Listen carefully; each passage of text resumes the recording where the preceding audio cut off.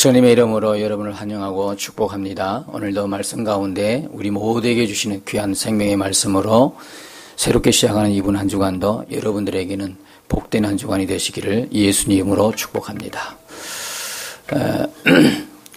이게 이제 고난주간이 시작이 되는데요. 여러분, 고난주간에 대한 여러분의 생각은 어떠신가요?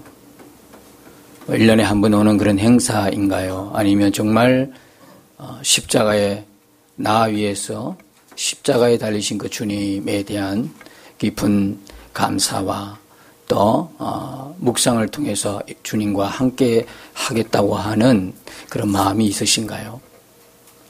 여러분, 십자가에서 예수님이 죽으셨지 않습니까?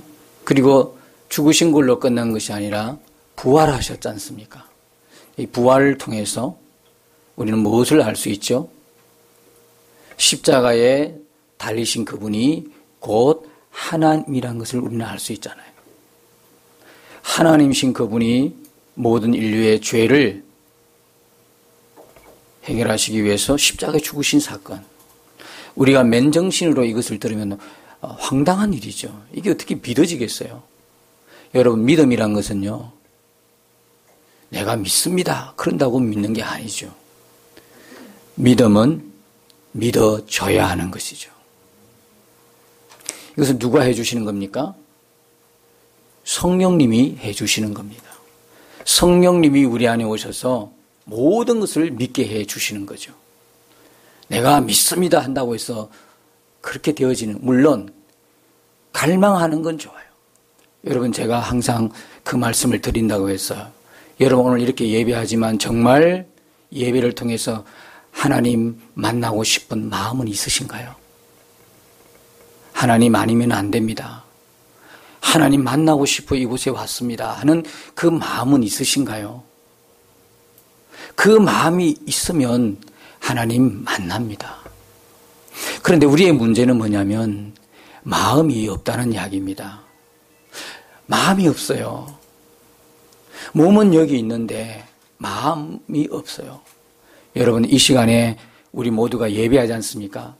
예배하는 시간만큼은 온전히 주님을 주목해 보시기 바랍니다.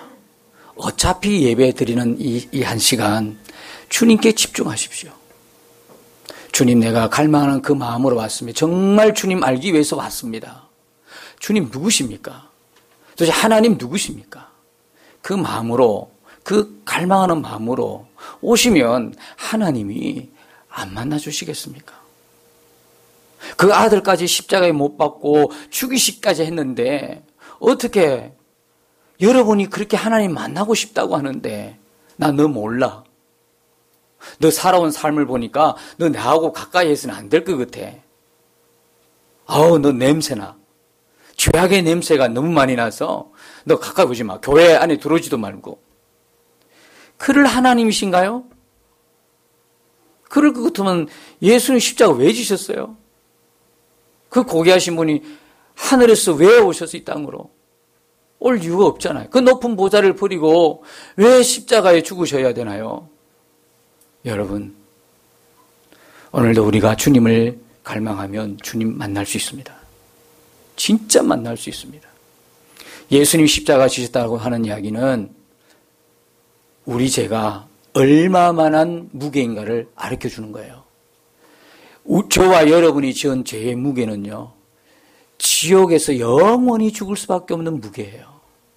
단순하게 윤리나 도덕적인 죄가 아니라고요.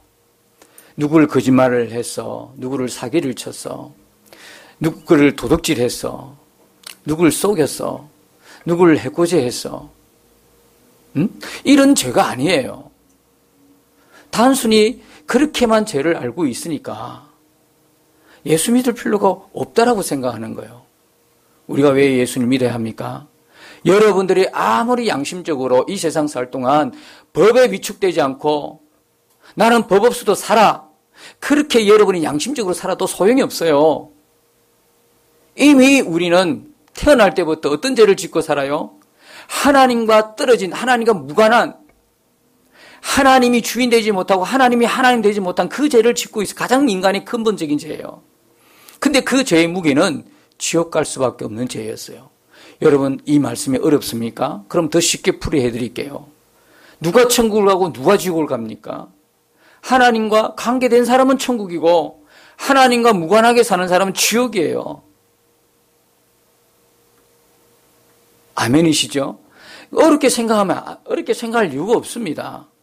여러분들이 다 여러분들 이제 부모님들의 자녀들인데요. 다 나중에 밤 되면 다 어디로 갑니까? 여러분들이 집으로 가잖아요. 옆집에 가서 띵동합니까?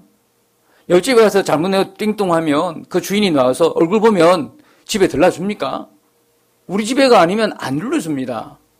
하나님 나라도 마찬가지예요. 하나님 나라를 아무리 놓고 해도요, 문 못 열고 들어갑니다. 누가 들어갈 수 있습니까? 하나님의 자녀만이 들어갈 수 있습니다. 세상 사는 이치도 그런데요. 우리가 하나님의 관계된 예수 그리스도의 십자가의 은혜로 모든 죄가 용서받고 하나님의 자녀가 된 사람만이 영원한 하나님 나라의 주인공이 될 수 있는 것입니다. 이 세상 살 동안 교회를 나와도 하나님과 전혀 관계가 없고 교제가 없고 무관하게 사는데 죽어서 천국 가겠다고 하는 그 담대함은 어디서 생긴 겁니까? 그 자신감은 도대체 어디서 생긴 겁니까? 오늘날 교회에 나오시는 것은 감사한 일인데 교회에 나오면서 착각하며 사는 사람들이 너무 많아요. 그게 어디 성경적입니까? 성경은 어디에? 교회만 나오면 천국 가고 구원받습니다. 그 이야기 어디에 있습니까? 예수 믿으면 구원받는다고 하지. 그 자신감, 그 배짱은 어디 있는지 도대체 이해가 안 되는 거예요. 여러분들이 교회를 나오시는 것은 바로 하나님과의 친밀한 교제의 결과인 줄 믿습니다. 친밀하게 그분과 나와의 관계가 아버지와 자녀의 관계이기 때문에 아버지에게 예배 드리는 겁니다. 여러분, 세상 사람들 가운데에 그 안에 성령이 안 계시고 아직 믿음에 이르기 전까지 예배 드립시다 하면 예배가 얼마나 지겹습니까? 예배 자리에 와도 귀에 말이 안 들리죠, 말씀이. 왜 그럴까요? 제가 지나면 또 말씀하신 거 또 말씀드릴게요. 어떤 분이 전도받아가 교회에 왔다고 했지 않습니까? 왔는데 계속 졸고 있었어요. 답답하니까 전도연 분이 왜 좋으냐고 그렇게 물어봤더니 옛날에 내가 남해 혈안교 그게 갔을 때는 정말 안 졸고 잘 들었는데 교회에 목사님 설교 들으니까 그게 완전히 자장가인 거예요. 자장가. 그대로 처음부터 끝까지 잤다는 거예요. 안절부절하는 전도인이 그래도 교회에 나와야지 그 말밖에 못하고 있는 걸 너무나 안타깝게 마음이 먹어져서 제가 옆에 있다가 참견을 했어요. 뭐라고 했는지 아시죠? 선생님은 죽었다 깨도 하나님 못 만납니다. 그래서 계속 앞으로 이런 식으로 하면 계속 예배 시간에 졸다 오는 거예요. 왜 그렇다고 했습니까? 그 안에 누가 없습니까? 아직 성령이 안 계신 거예요. 성령이 안 계신 거라. 그래서 제가 한 달 전에 또 그 약국에 들러서 그 약국에 그분이 집사니까 그 교회에 물어봤어요. 그때 그분 잘 나오시냐고 지금도. 그래 물어봤더니 그때 그분이에요? 그때 이 약사가 너무 충격을 받았어요. 지금 잘 나와요 그러더라고. 너무 감사하죠. 여러분, 우리의 믿음의 근거는 우리 안에 오신 성령이십니다. 하나님의 영이 우리 안에 계셔야, 여러분 그렇지 않습니까? 이 말씀이 성경이 하나님 말씀인데 하나님과 무관한데 하나님의 영이 우리 안에 계시지 않는데 이거 어떻게 믿습니까? 그건 거짓말이죠. 성령이 우리 안에 계셔야 이 말씀이 하나님의 말씀인 것을 믿어지는 것입니다. 이건 믿을 수 있는 거죠. 천국과 지옥 못 믿습니다. 하나님의 영이 없으면 거짓말이라고 합니다. 그러나요, 성령이 계시면 저절로 믿어지는 것입니다. 궁금하지 않습니까? 어떻게 하면 성령님이 내 안에 모실 수 있습니까? 여러분도 됩니다. 예수 그리스도를 여러분의 주와 그리스도로 믿으면 십자가에 달려 돌아가신 그분으로 인하여 내 죄가 다 용서받고 그분만 믿으면 하나님 자녀가 되고 구원받는다는 것을 여러분이 진심으로 믿고 고백한다면 여러분 안에 성령이 임하시는 것입니다. 그러면 신앙생활이 달라지는 거예요. 여러분, 지난번에도 말씀드렸습니다. 신앙생활은 종교생활이 아니라는 거예요. 신앙생활은 여러분이 주일마다 교회 나와 예배드리는 이게 아니에요. 교회에서 봉사하고 섬기는 게 아니에요. 헌금 드리는 게 아니에요. 신앙생활은 곧 하나님과 함께 사는 삶입니다. 아멘이십니까? 하나님과 관계하면서 가깝게 친밀하게 사는 생활이 신앙생활이라요. 그런데 대개 교회 가면 신앙생활 안내하면서 어디로 데리고 갑니까? 처음부터 딱 교회에 넣으면 뭘 해야 합니다. 뭘 해야 합니다. 뭘 해야 합니다. 얼마나 무거운 짐입니까? 아니, 뭘 해야 하다니요. 아직 생명이 없는데 뭘 합니까? 생명이 없는 상태에서 하는 것은요, 다 하나님과는 무관한 거예요. 물론 봉사하고 섬겨 주는 것은 감사하지요. 그러나 내 안에 살아있는 그분의 영이 내 안에 계심으로 섬기는 것과 그렇지 못한 것은 너무 큰 차이예요. 그러니까 내 안에 임하신 그 하나님의 영으로 인하여 섬기면 기쁨이 일어납니다. 그분으로 인하여 그 섬김을 통해서 하나님이 주신 메시지가 있습니다. 열심히 교회 청소하면서 하나님이 주신 메시지가 있습니다. 성령이 안에 계시기 때문에 그렇습니다. 오늘 저와 여러분 안에 성령이 충만히 역사되기를 축복합니다. 오늘 읽었던 이 에스더서는요, 역사적으로 보면 예수님이 탄생하기 전에 한 470년, 480년 전에 있었던 실제적인 역사입니다. 어디서 일어나냐면 바사국이라고 하는 나라의 수산성에서 일어난 일입니다. 그때 바사의 왕은 아하수에로 왕입니다. 성경에 많이 소개되고 있는 왕인데 그때 왕비가 누구냐면 에스더였습니다. 물론 그 이전에 와스디라고 하는 왕비가 있었는데 그 왕비가 폐위당했습니다. 왜 폐위당했을까요? 왕의 명령을 어겼기 때문에 그렇습니다.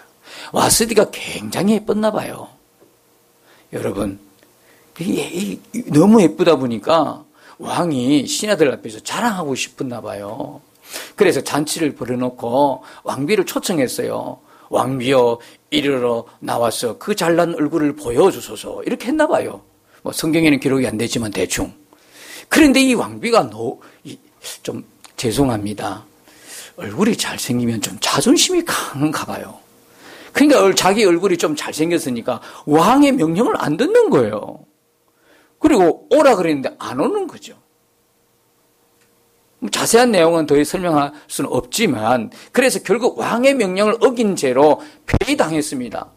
하루아침에 왕비의 자리에서 물러나고 그 다음에 각 지방에서 올라온 제일 아름답고 예쁜 그런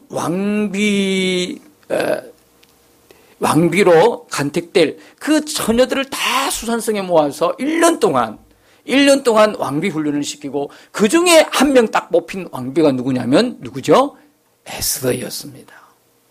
근데 여러분, 이 에스더가 유다 민족의 딸입니다. 유다 민족이죠.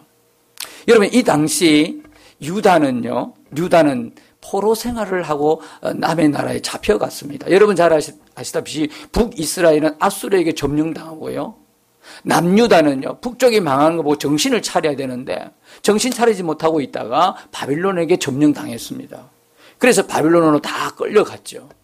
그리고 바빌론이 이 바사한테 또 망합니다. 나중에 바사는 헬라한테 망하고 헬라는 로마한테 망하게 되죠. 그렇게 역사는 진행이 되는데 오늘 이 에스더서의 배경은 바로 이 바사라고 하는 역사적인 나라에 있었던 이야기입니다. 그런데 이 바사국에서는 어떤 일이 지금 벌어지고 있냐면 이 하만이라고 하는 사람에 의해서 아하수르 왕의 두 번째 권력자인 하만이라는 사람에 의해서 유다 민족이 한날에 완전히 몰살당할 위기에 처해집니다. 에스더서 3장 13절에 보면 우리 한번 봅시다. 에스더서 3장 13절에 보십시오. 그 앞장에 이에 그 조서를 역졸에게 맡겨 왕의 각 지방에 보내니 12째 달 곧 아달을 13일 하루 동안에 모든 유다인을 젊은이, 늙은이, 어린이, 여인들을 막론하고 죽이고 도륙하고 진멸하고 또 그 재산을 탈취하라. 아다르라는 건 12월 13일입니다. 유대 종교력으로 아다르는 12월이고 오늘 우리 태양력으로 이야기하면 2월경, 3월경에 해당이 되는데요. 아무튼 12월 13일 한날 날을 잡아서 모든 유다인들이 싹 하고 어린아이 남녀노소 다 죽이기로 했어요. 그 상황 속에 위기 속에 지금 오늘 이 본문이 놓여 있는 겁니다. 그래서 이 에스더의 삼촌인 모르드게가 에스더에게 도움을 청합니다. 너가 왕한테 가서 도움을 좀 청해라. 그랬는데 이 에스더가 지금 왕을 만난 지 30일이나 한 달이나 왕을 얼굴을 보지 못했어요. 여러분 알다시피 옛날의 왕들은요, 왕비가 있어도요, 왕이 오시오 이래야 가는 겁니다. 오라는 그 소리도 안 했는데 오면 사형입니다. 죽습니다. 여러분 오늘날 여러분들 사는 것을 감사하시기 바랍니다. 오늘날 남편이 오시오 안 해요. 이러면 어쩔 뻔했습니까? 오시오 소리도 안 했는데 널름 와버리면 죽는 시대에 살았다 하면 다 뭐 살 사람이 누가 있겠습니까? 어쨌든 간에 지금 이런 상황이야. 30일 동안에 얼굴을 못 보고 있는 상황인데 지금 이게 전개가 되고 있습니다. 여러분 여기서 중요한 게 하나 있습니다. 이상하지 않습니까? 유다인을 죽일지라도 뭐 덕장이 죽어야 되지 왜 씨를 다 말려버립니까? 모든 남녀노소 젊은이 뭐 다 늙은이 할 것도 다 죽여버립니까? 왜 그렇습니까? 여러분 여기는요 전체 우리가 성경을 볼 때 그 영적인 어떤 한 눈을 열게 하는 중요한 영적인 인사이트가 있습니다. 그게 뭐냐면 여러분 창세기 3장 15절은요. 우리 복음을 원복음이라 부를 만큼 처음 하나님이 우리에게 구원하겠다고 계획을 세워주고 선포한 문장이 뭐냐면 창세기 3장 15절이에요. 그럼 창세기 3장 15절에 한마디로 하면 내가 하리라 하는 말씀으로 정리가 됩니다. 그럼 하나님이 뭘 하겠다는 이야기냐 하면 여러분 아시다시피 창세기 1장은 하나님이 모든 만물을 창조하시죠.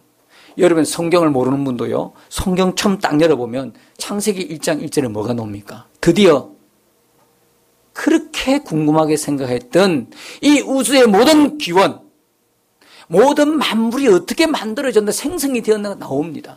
뭐 진화론요. 뭐 옛날에 몇만 년 전 뭐 화석 창세기 1장 1절에 보면 바로 정답이 나오죠. 여러분 모든 만물의 기원은 무엇이죠? 진화입니까? 창조입니까? 창조예요. 창세기 1장 1절에 보면 모든 사람들 입을 다 막아버려요. 태초에 하나님이 천지를 창조하시니라. 여러분 이 만물, 우주 만물, 모든 만물의 주인이 그냥 하나님인 것을 분명히 말씀하고 있습니다. 그리고 그분이 만들었다고 창조했다고 말씀하고 있습니다. 그렇게 만들어 놓고 2장에 가면 사람을 하나님이 만드시죠. 남자와 여자로 다 아시잖아요. 만들어 놓았는데 3장에 가면 어떤 일이 벌어집니까? 그렇게 하나님은 모든 피조물 중에도 유일하게 사람만은 누구와 교제하도록 만드셨어요? 하나님과 교제하도록 만드셨어요. 왜요? 사람이 누구의 형상을 받고 태어났죠? 하나님의 형상으로 태어났기 때문에요. 하나님의 형상으로 태어났다는 이야기는 무슨 이야기냐면 영원한 천국에 같이 살 수 있는 유일한 존재는 사람이란 거예요. 아멘이십니까? 다른 어떤 피조물은요, 천국 없습니다. 이 땅에 수명 다하면 그걸로 끝나는데 유일하게 사람만은 하나님의 형상으로 창조되기 때문에 육신만 있는 것이 아니라 영이 있다 이 말이에요. 영이. 우리 육신은 많이 살아봤자 80년, 90년, 뭐 100세, 요즘은 100세도 넘어가는 사람도 100세 시대 넘어가는 사람도 있지만 결국 그러다가 어떻게 합니까? 육신도 어차피 죽습니다. 그런데 대개 사람들은 생각할 때 죽으면 끝이라고 생각하는데 끝이 아니라는 사실입니다. 왜? 하나님의 형상으로 우리가 지원받았기 때문에 육신의 죽음으로 끝나는 것이 아니라 그때부터 영원한 세계가 열려지기 시작하는 거예요. 왜? 우리 안에 하나님이 생명을 부어주셨기 때문에. 사람은 죽는 존재가 아니에요. 육신만 죽을 뿐이에요. 영혼은 나중에 영원한 세계에서 살아요. 근데 그 영원한 세계는 두 군데가 있죠. 어디와 어디입니까? 한 군데는 하나님이 계시는 영원한 천국이고 하나님이 안 계신 지옥이다 말이에요. 지옥은 한마디로 하나님이 없는 곳, 하나님을 볼 수 없는 곳 지옥이에요. 이해되십니까? 자, 그런 데서 하나님의 형상을 입었기 때문에 사람은 죽지 않고 영원한 곳으로 간다 이 말이에요. 그런데 이렇게 지음을 받은 에덴 동산에서 하나님과 이렇게 행복하게 살던 어느 날 사단이란 그 놈이 하나님과 사람 사이를 갈라놓잖아요. 뭐로요? 하나님 말씀에 불순종함을 통해서 죄로 하나님과 인간 사이를 갈라놓습니다. 그때부터 사람들은 방황하기 시작하고 그때부터 사람들은요 하나님을 인지를 못하게 된 거예요. 그러다 보니 영원한 하나님의 있습니까? 인간을 구원하려고 했던 그 계획들이 그렇다고 해서 무너집니까? 그래서 창세기 3장 15절에 뭐라고 말씀하십니까? 내가 하리라. 너희들이 죄로 인한 무너진 것을 내가 다시 하리라 그랬어요. 그러면서 뭐로 이 구원을 이루겠다고 하셨습니까? 여자의 후손으로. 여자의 후손으로. 그러면 그 여자의 후손은 누구를 말씀하는 것이죠? 그때 말하는 여자의 후손 누구죠? 여자의 후손 누구죠? 장차 오실 그리스도. 여자의 몸을 입고 올 하나님이신 그리스도. 그분을 말씀하고 있는 거예요. 처음에는 창세기에서 하나님이 그렇게 다 작업을 하셔서 창조해서 이뤄놓았는데 그 창조, 첫 번째 창조 무너지니까 이게 다시 하겠다 해놓고 그때는 누구를 통해서 하냐면 오실 메시아이신 예수님을 통해서 하나님이 구원을 이루어 가겠다고 하는 선언이 창세기 3장 15절이었어요. 그때부터 사단은 하나님의 구원 계획을 알고 끝없이 하나님의 사람들을 방해하고 못 믿도록 역사하는 겁니다. 여러분, 아브라함의 자손 유다 백성들을 사단은요 씨를 말려고 그 순간순간마다 얼마나 역사한 걸 볼 수 있습니다. 이스라엘 백성들이 애굽에 갔을 때 애굽의 종로로 탈 때 그때도 어떻게 했습니까? 여자만 죽였습니까? 남자만 죽였습니까? 모든 히브리인들의 여인 속에 태어나는 여자를 죽였습니까? 남자를 죽였습니까? 남자를 다 씨를 말려요. 다 죽여버려요. 그때 살아난 사람이 누구죠? 모세였습니다.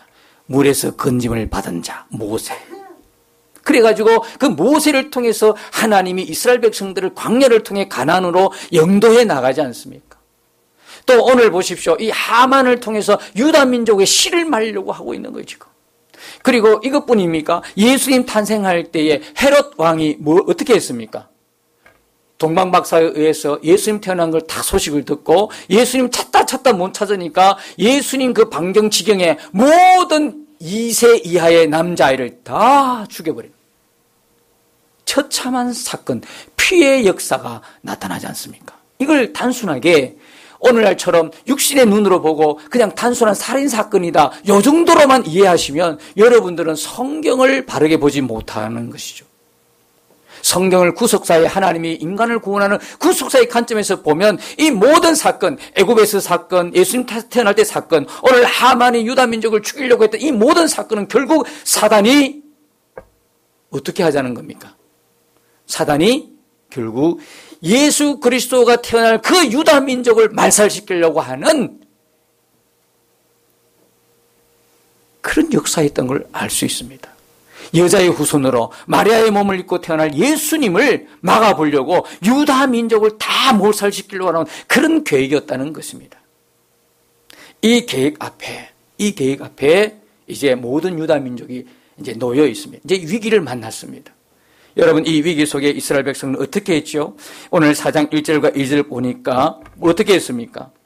저들은 통곡하며 기도했습니다. 부르짖어 기도했습니다. 회개하며 기도했습니다. 여러분 인생이 왜 힘든지 아십니까? 여러분 마음에 왜 공고한지 아십니까? 너무 허무하다, 허전하다, 왜 이런지 아십니까? 왜 어려움이 자꾸 닥치는지 아십니까? 그 해답이 고린도후서 1장 9절에 있어요. 다시는 너희 자신을 의뢰하지 말고 죽은 자를 살리신 하나님을 의뢰하게 하려 함이니라.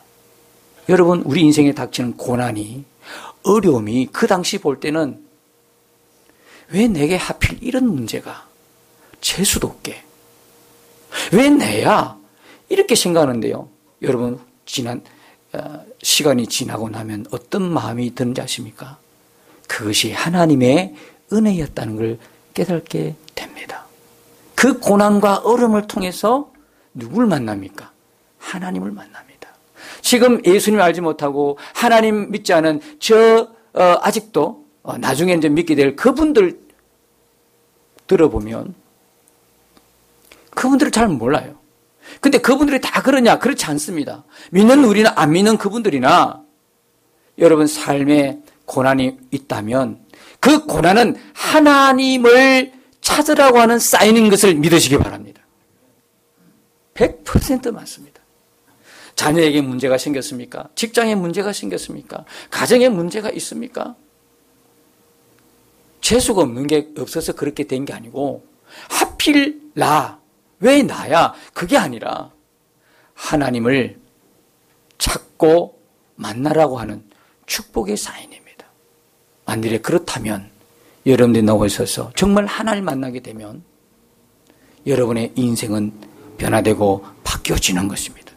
그런데 너무 안타까운 것은 그런 상황인데도 불구하고 고집 부리고 그런 상황인데도 끈질기게 하나님을 찾지 않는다는 거예요.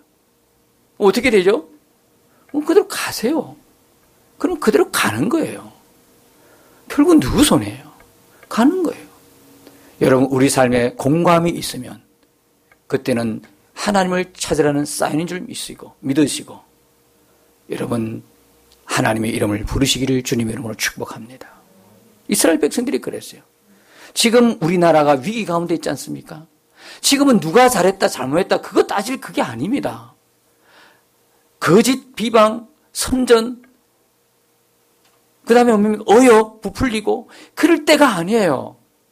지금은요 하나님 앞에 기도해야 할 때입니다. 지금은 하나님 앞에 기도해야 돼요. 지금은요 태극기 흔들고 그럴 때가 아니에요. 지금은 촛불 들고 그럴 때가 아니에요. 진짜 이 나라를 사랑하는 사람은 하나님이여 이 나라를 구원해 주옵소서. 지금 우리가 얼마나 큰 위기 속에 있는가를 깨닫지 못하는 사람도 있어요. 조금만 눈을 떠서 보면 세상 지도 펴놓고 우리나라만큼 위기 속에 있는데도 그 위기를 깨닫지 못하는 민족이 어디 있습니까? 유일한 분단 국가고 저 북한에는 세계에서 가장 악랄한 집단이 있는데 나라도 아니고 무슨 깡패 집단도 아니고 법도 안 통하는 곳이잖아요. 한 사람 말만 통하는 곳이잖아요. 그게가 제일 무서운 무기를 갖고 있잖아요. 그런데도 우리는 마치 남의 나라에 사는 것처럼 이렇게 살아가고 있어요. 안보 불감증이라고 할 만큼. 여러분 기도하셔야 합니다. 하나님 우리나라를 살려달라고. 우리가 매일 밤 그래서 기도문을 서로 보내고 서로 주고받으면서 기도하고 있잖아요. 여러분이 애국자입니다. 밖에 나가서 선동하고 외치고 흔든다고 해서 애국자가 아니라 여러분이 나라를 위해서 기도하는 여러분이 애국자인 것을 믿으시기를 축복합니다. 그때 에스더가 주저합니다. 죽을 건데 왕이 본지가 30이나 됐는데 내 왕이 안 부르는데 나가버리면 죽으니까. 그런데 자기 민족은 또 말살될 위기 있으니까 어떻게 했습니까? 금식을 하는 거예요. 금식하면서 죽으면 죽으리라, 그 유명한 죽으면 죽으리라 하고 가는 거예요. 여러분 하나님 관점에서 보셔야 되지 인간의 관점에서 어떤 문제가 생기면 죽으면 죽으리라 해서 문제 해결됐다 이렇게 생각하면 여러분 성경을 잘못 보고 있는 거예요. 하나님은 에스더가 이때를 위해서 왕비로 하나님이 세우신 거예요. 그게 하나님 관점에서 보는 거예요. 에스더가 죽으면 죽었다고 해서 문제가 해결된 게 아니고 하나님은 이미 오래전부터 이 일들을 대비하기 위해서 에스더를 왕비가 되게 하신 거예요. 그래서 이때를 위함이 아니냐. 여러분 오늘 말씀을 정리하면서 긴 내용이지만 오늘 더 이상 또 시간 관계상 줄이면서 여러분 왜 여기에 존재합니까? 여러분 이 시대에 이 시기에 이때에 왜 여러분이 여기 존재하지요? 왜 여기 이 자리에 있습니까? 여러분이 지금부터 이때를 무엇을 사며 살겠습니까? 우리 안에 오신 예수님이 분명하다면 성경에 나와 있는 모든 위대한 인물보다도 여러분이 행복한 사람이에요. 왜? 여러분 안에 주님이 계시니까.